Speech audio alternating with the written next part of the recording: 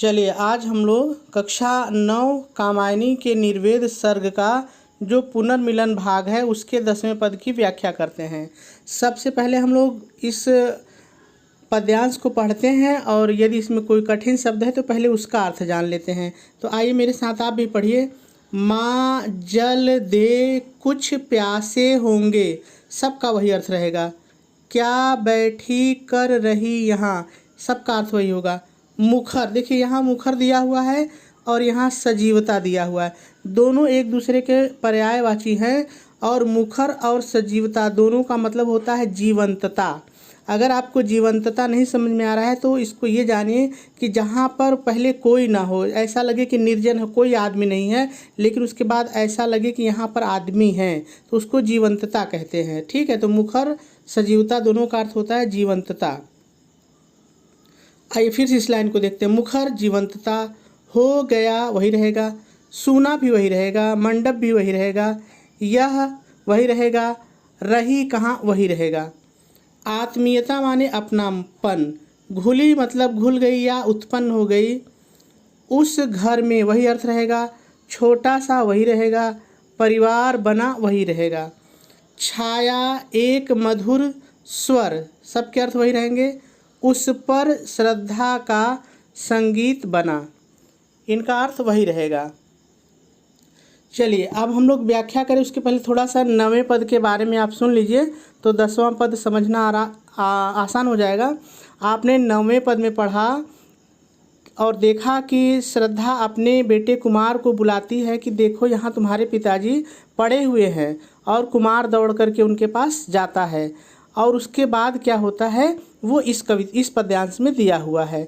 ठीक है, तो आप व्याख्या हेडिंग डालेंगे और थोड़ा सा अपने से जोड़ेंगे, लिखेंगे श्रद्धा के बुलाने पर कुमार दौड़ करके अपने पिताजी के पास जाता है, उन्हें देखता है और देखने के बाद कहता है, अब यहाँ से शुरू होगा, माँ कुछ जल दे दे, पिताजी प्यासे होंगे, आप यहाँ बैठ करके क्या कर रही हैं। देखिए फिर से इस लाइन को एक बार देख लीजिए।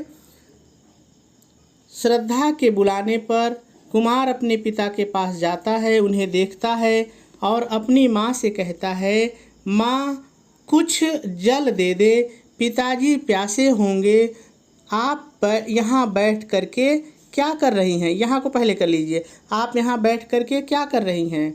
मुखर हो गया सूना मंडप, और उस सूने मंडप में जीवंतता छा गई। मुखर माने जीवंतता छा गई। यह जीवंतता रही कहाँ, यह जीवंतता पहले नहीं थी, अब इस मंडप में जीवंतता छा गई। इस लाइन को फिर से एक बार समझिए। जब कुमार वहाँ पर कहता है कि माँ पिताजी को पानी दो, बैठ के क्या कर रही हो, तो जो सूना मंडप था जहाँ एकदम शांति थी, अचानक से कुमार की आवाज़ होकर जब गूंजी वहाँ पर, तो ऐसा लगा कि जैसे यहाँ पे लोग रह रहे हैं। ठीक है, ये लिखना नहीं है, आपको समझना है।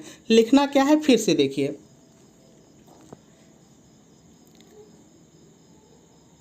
कुमार के बोलते ही वह उस सूने मंडप में सजीवता छा गई जो कि पहले नहीं थी।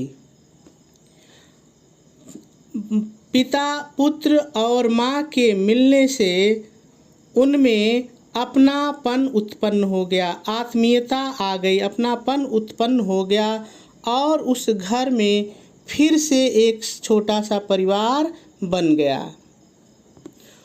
उस परिवार में, अपने से जोड़ेंगे, उस परिवार में श्रद्धा का मधुर स्वर संगीत बनकर छा गया। अगर अभी कम समझ में आया है तो चलिए फिर से मैं एक बार आपको आसानी से बता रहा हूँ। तो थोड़ा सा पहले हम लोग अब प्रसंग की चर्चा कर लें। तो आप प्रसंग हेडिंग डालेंगे और लिखेंगे, प्रस्तुत पद्यांश में कुमार अपनी माँ से पानी लाने के लिए कहता है और उसके बाद उन तीनों में किस तरह से अपनापन छा जाता है, किस तरह से उनका परिवार फिर से मिल जाता है, इसका वर्णन किया गया है। फिर आप व्याख्या हेडिंग डालेंगे और लिखेंगे, पहले थोड़ा सा आप अपने से जोड़ेंगे। श्रद्धा के बुलाने पर कुमार अपने पिताजी के पास पहुंच जाता है और उन्हें देखकर कहता है, माँ जल दे कुछ, पिताजी प्यासे होंगे। आप यहाँ बैठकर क्या कर रही हैं?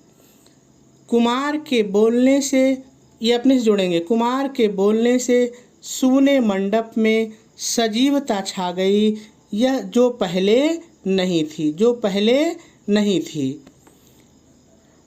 तीनों के मिलने से, चाहे आप कहिए तीनों के मिलने से, चाहे पिता पुत्र और माता के मिलने से, दोनों सही है। तो तीनों के मिलने से उनमें फिर से अपनापन उत्पन्न हो गया और उस घर में एक छोटा सा परिवार पुनः बन गया और उस घर में श्रद्धा का मधुर स्वर एक संगीत बन करके छा गया। ठीक है, समझ में आ गया होगा। बस इतना ही। अगले दिन हम लोग नए चैप्टर पे चलेंगे।